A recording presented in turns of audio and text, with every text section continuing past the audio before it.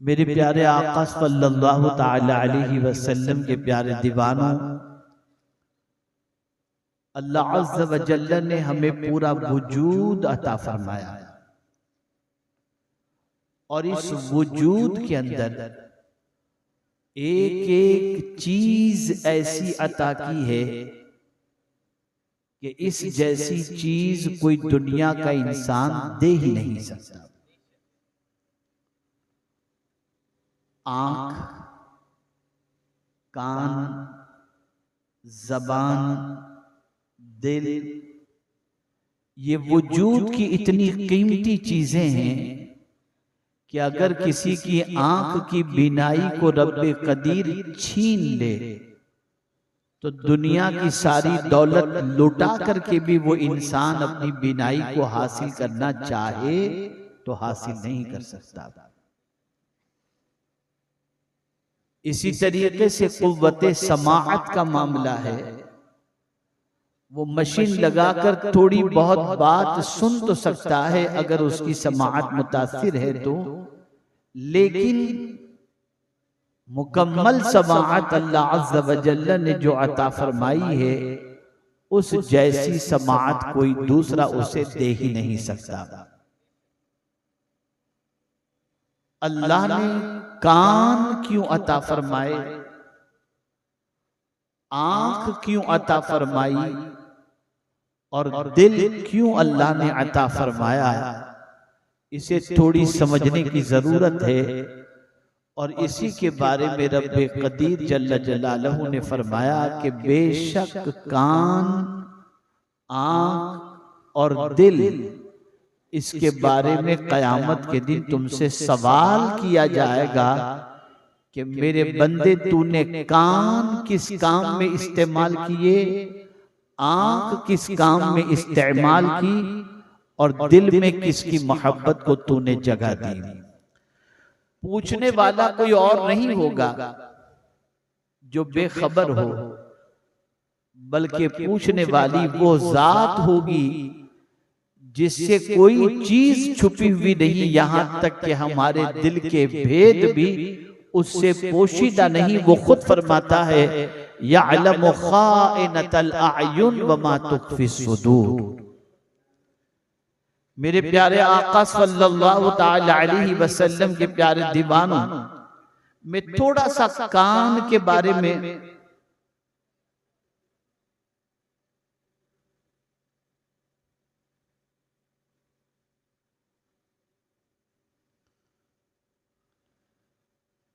एक मतलब दुरूद शरीफ पढ़े।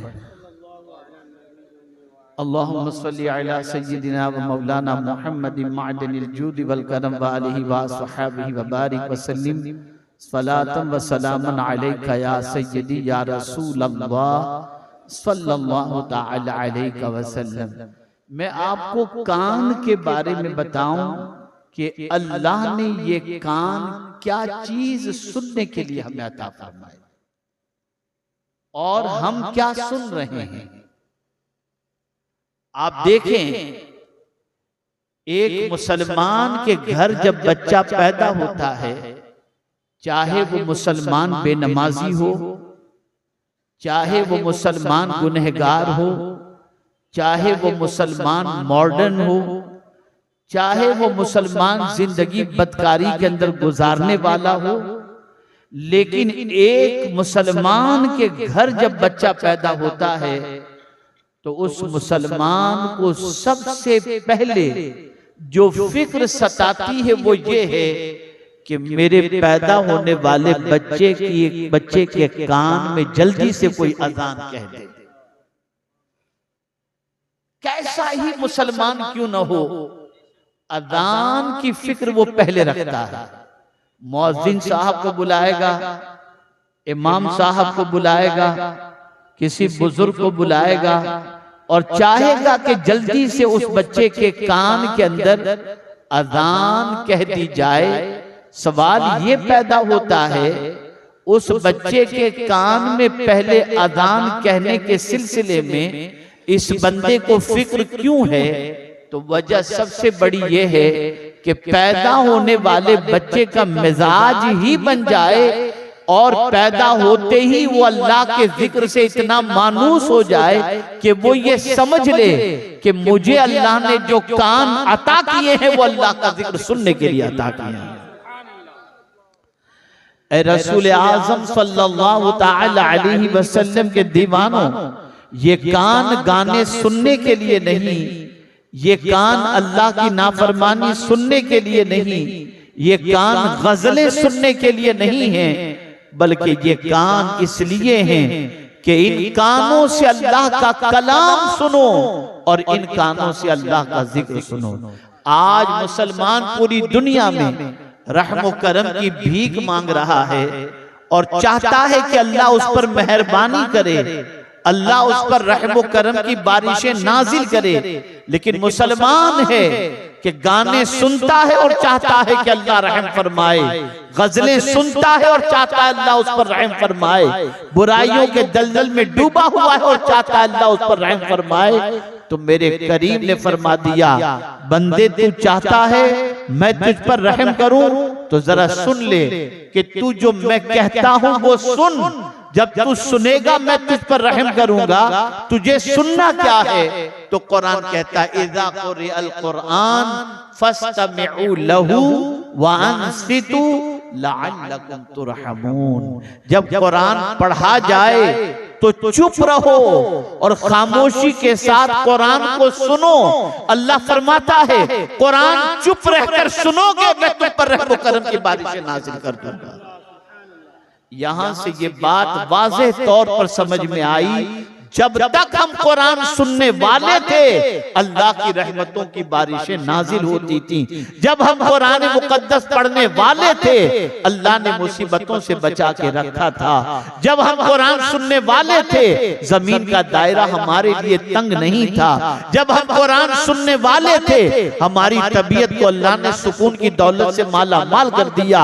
लेकिन जब से नन्हे नन्हे बच्चों से लेकर 12 साल की बच्चियों से लेकर 50 साल की बूढ़ियों तक और बूढ़ों तक सब कान में लगाकर गाने ही सुन रहे हो तो फिर अल्लाह की रहमत हम पर कैसे नाजिल होगी?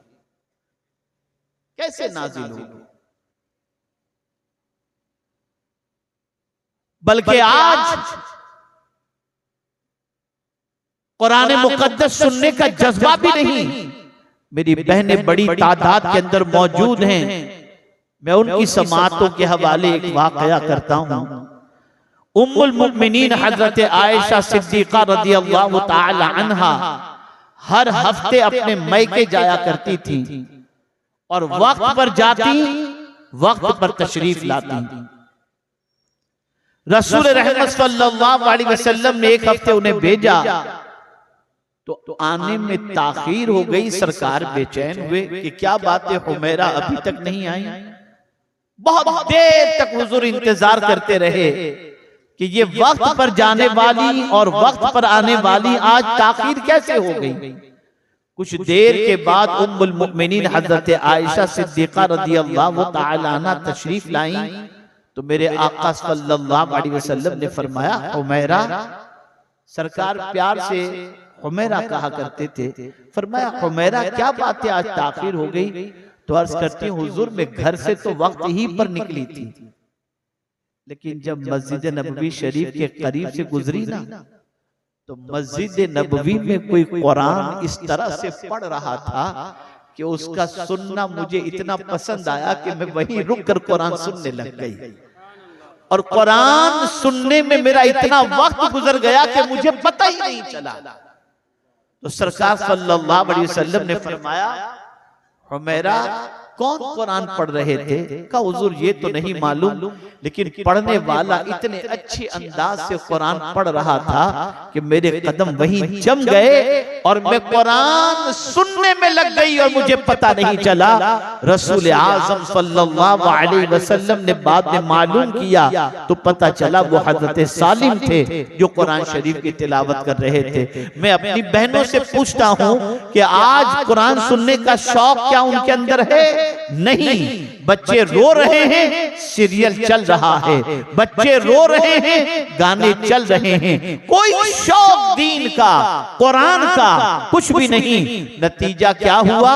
नतीजा ये हुआ कि आज उनके बतन से पैदा होने वाले बच्चे अल्लाह और उसके रसूल की इताअत गुजारी की बजाय गुनाहों में जिंदगी गुजारते हुए नजर आते हैं। अरे मुझे बताइए तो सही, गौसे पाक की वालिदा, गौसे पाक जब उनके शिकम में थे, गौसे पाक की वालिदा उम्मीद से थी, तो गौसे पाक की वालिदा पढ़ती क्या थी? कुरान ही तो पढ़ती थी, जिसे गौसे पाक माँ के पेट में रह करके सुनते थे, और जब पैदा हुए गौसे पाक तो 17 पारे के हाफिज थे। सुभान अल्लाह, सुभान अल्लाह। ये कान इसलिए क्या कर रहे हो आप? गाने सुनकर रोते हो,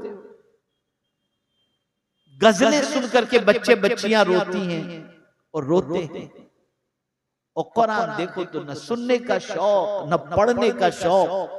ये कान जो है ना, इसके बारे में अल्लाह कयामत में पूछेगा, पूछेगा अल्लाह अज़्ज़ा वजल, कान से क्या सुना? और अगर कान से गाने सुने, गजलें सुनी, तो फरमाया गया कि जहन्नम का पिघलाया हुआ शीशा उस कान के अंदर अल्लाह डालेगा। है बर्दाश्त करने की ताकत? आज कार के अंदर गाने, शादियों में गाने, फंक्शन में गाने चल रही है, म्यूजिक, और सब इसके अंदर डूबे हुए हैं और गाने सुनने में लगे हुए हैं। मुख्तसर से ये सुनने के हवाले से, आपकी समातों के हवाले मैंने कुछ बातें की, अब देखने के हवाले से कुर्बान जाइए, इन आंखों का क्या कहना। कुछ ऐसा कर दे मेरे किरदार आंखों में, सुभान अल्लाह, हमेशा नक्श रहे रूए यार आंखों में। अल्लाह अल्लाह, क्या कहना, क्या तमन्ना है। और फिर ये कहना कि उन्हें न देखा तो किस काम की है ये आंखें, उन्हें न देखा तो किस काम की है ये आंखें, कि देखने की है सारी बहार आंखों में। अगर हुजूर को नहीं देखा तो फिर ये आंखें किस काम, किस काम की ये आंखें? लेकिन आज कितने हुजूर सल्लल्लाहु अलैहि वसल्लम के ऐसे उम्मती हैं जो रात को सोते हैं तो इस उम्मीद पर कि काश मदीने के ताजदार का जलवा नजर आ जाए। नहीं, ये जरूर कहते हैं नात खां हजरात, अशार पढ़ने वाले हजरात, मैं सो जाऊं या मुस्तफा कहते कहते, खुले आंख सल्ले अला कहते कहते। लेकिन मैं किसी के बारे में गलत फहमी या बदजनी का शिकार नहीं, सिर्फ आपको मैं पूछता हूं, कितनी रात आप इस तरह सोते हो कि मैं सो जाऊं या मुस्तफा कहते कहते? क्या रात को या मुस्तफा कहते कहते सोते हो? और आंख जब खुलती है तो सल्ले अला कहते हो? तो क्या लिप सर्विस, क्या सिर्फ जबानी जमा खर्च? इसको देखना, उसको देखना। आज जहां कोई खूबसूरत लड़की नजर आई, निगाह जम जाती है, तकते हुए नजर आते हैं, निगाहें घुमाते हुए नजर आते हैं। जरा सोचो, अल्लाह इन आंखों के बारे में कयामत में सवाल पूछेगा कि आंखों से तुमने क्या किया, क्या देखा तुमने आंखों से? अल्लाह अकबर। हजरत बायजीद बुस्तामी रहमतुल्लाह ताला अलैह की बारगाह में एक नौजवान हाजिर हुआ और अर्ज करता है, हुजूर तकरीबन गुनाहों से अल्लाह ने मुझे बचने की तौफीक अता फरमाई, लेकिन एक गुनाह ऐसा है कि मैं कोशिश करता हूं फिर भी बच नहीं पाता। हजरत बायजीद ने ये नहीं पूछा कि वो कौन सा गुनाह, बल्कि हजरत बायजीद बुस्तामी अलैहिर्रहमा से उसने खुद कहा कि हुजूर मैं रास्ते में चलता हूं, लड़कियां या औरतें निकलती हैं तो मैं उनको घूरता रहता हूं, तकता रहता हूं। हुजूर मुझसे ये गुनाह सरजद होता है, मैं 1000 कोशिश करता हूं लेकिन इससे बच नहीं पाता। मुझे कोई नुस्खा अता फरमाए कि मैं इस गुनाह से बच जाऊं। अल्लाहु अकबर। हजरत बायजीद बुस्तामी अलैहिर्रहमान ने नुस्खा अता फरमाया। इरशाद फरमाते हैं, जब तेरा नफ्स और शैतान तुझे किसी गैर महरम को देखने का हुक्म दे या बरगलाए तो उस मौके पर तू सिर्फ इतना सोचना, तू उसे देख रहा है और तेरा खुदा तुझे देख रहा है। तू उसे देख रहा है और तेरा खुदा तुझे देख रहा है।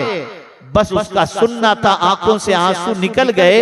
और कुछ दिनों के बाद जब हजरत बायजीद बुस्तामी अलैहिर्रहमा के पास हाजिर हुआ तो कहता है, हुजूर अब तो निगाह उठती ही नहीं है, निगाह झुका झुका कर मैं अपनी जिंदगी गुजारता जा रहा हूं। यहां एक बात मैं अर्ज करूं, वक्त ज्यादा हो गया, बस एक दो बातें सुने। आज नमाज पढ़ते हैं फॉर्मेलिटी के तौर पर, रोजा रखते हैं फॉर्मेलिटी के तौर पर। न रोजे का असर जिंदगी में, न नमाज का असर। नमाज का असर इस तरह से नहीं है कि नमाज पढ़ने के बाद गुनाह छूट नहीं रहे। नमाज भी पढ़ते हैं और रात की तन्हाई में गंदी पिक्चरें भी देखते हैं। नमाज भी पढ़ते हैं और न जाने क्या क्या आवारगी भी होती हुई नजर आती है। सबसे नहीं, इल्ला माशाअल्लाह, लेकिन ये हो रहा है, ये गुनाह हो रहा है। और बहुत सारों को, जो सबसे बड़ी बात अर्ज कर रहा हूं इसे जहन में रखिएगा, बहुत सारे ऐसे हैं जिनको नमाज में मजा नहीं आता।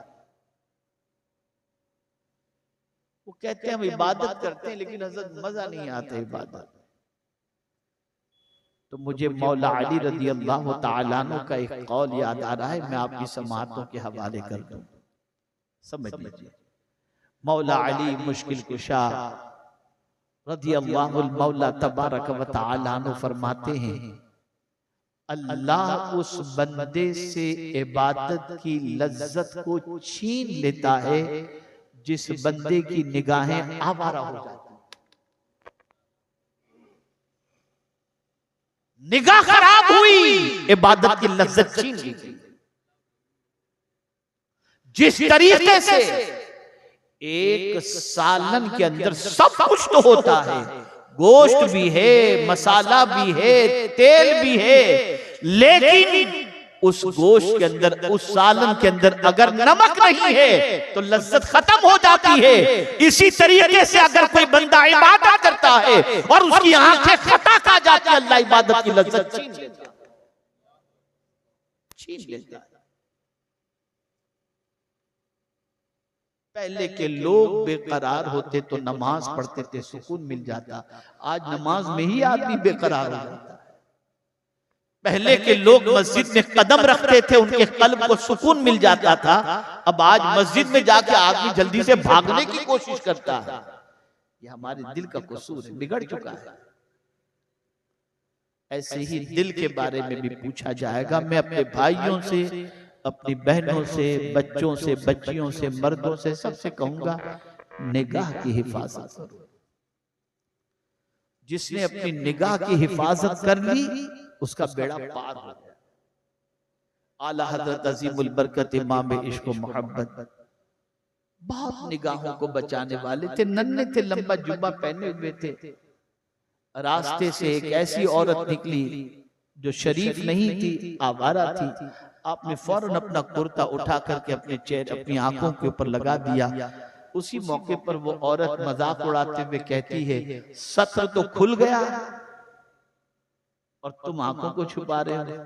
फरमाते पहले निगाह बहकती है, फिर सत्र बहकता है, फिर उसके बाद जो है वजूद बहकता है। निगाह बहकती है, फिर वजूद बहकता है। ऐ रसूल आज़म सल्लल्लाहु तआला अलैहि वसल्लम के दीवानों, निगाहों की हिफाजत पे पना जरूरी है। अपनी निगाहों की हिफाजत करो, निगाहों का ख्याल करो, निगाहों को आवारा न छोड़ो, बल्कि निगाहों से अगर तुमने अल्लाह की नाफरमानी की तो दुनिया भी बर्बाद और आखिरत भी बर्बाद। मेरे प्यारे आका सल्लल्लाहु अलैहि वसल्लम के प्यारे दीवानों, अब ये अर्ज करता हूं, सबसे हसीन मेरे आका सल्लल्लाहु अलैहि वसल्लम, सबसे कमाल वाले मेरे आका सल्लल्लाहु अलैहि वसल्लम, उनकी ज़ियारत और उनका दीदार जिसे नसीब हो गया उसकी दुनिया भी पार और उसकी आखिरत भी पार। हुजूर सल्लल्लाहु अलैहि वसल्लम का दीदार कैसे मुमकिन है तो मैं आपको यहाँ पर बताऊं। ख्वाजा अबुल हसन खरकानी रहमतुल्लाह ताला अलैह एक मर्तबा महफिल में तशरीफ फरमाते, सहाबा की किस्मत पर गुफ्तगू हो रही थी कि सहाबा किराम अलैहिमुर रिदवान कितने खुश नसीब थे कि सुबह शाम हुजूर का दीदार किया करते थे और हुजूर के पास बैठे बैठे रहा करते थे। जब ये जिक्र हुआ तो एक बहुत दिल का जला हुआ, अगर यूं कहा जाए तो गलत न होगा, साहिबे दिल वहां मौजूद था। हजरत ख्वाजा अबुल हसन खरकानी रहमतुल्लाह ताला अलैह की नजर उस पर पड़ी, इरशाद फरमाया कि अगर तुम चाहते हो कि हुजूर सल्लल्लाहु अलैहि वसल्लम का तुम्हें भी साथ नसीब हो जाए तो मैं तुम्हें एक अमल बता दूं। उसने कहा हुजूर सल्लल्लाहु अलैहि वसल्लम तो विसाल फरमा गए, जाहिरी तौर पर पर्दा फरमा गए, जमाना गुजर चुका, हुजूर की माइयत, रिफाकत और साथ कैसे नसीब होगा? कहा हो सकता है, हो सकता है। कहा कैसे? इरशाद फरमाते हैं, जो शख्स एक दिन भी गुनाहे सगीरा से भी बचा रहा, कबीरा नहीं, एक दिन गुनाहे सगीरा से भी बचा रहा, उसने वो दिन मदीने के ताजदार के साथ गुजार दिया। ये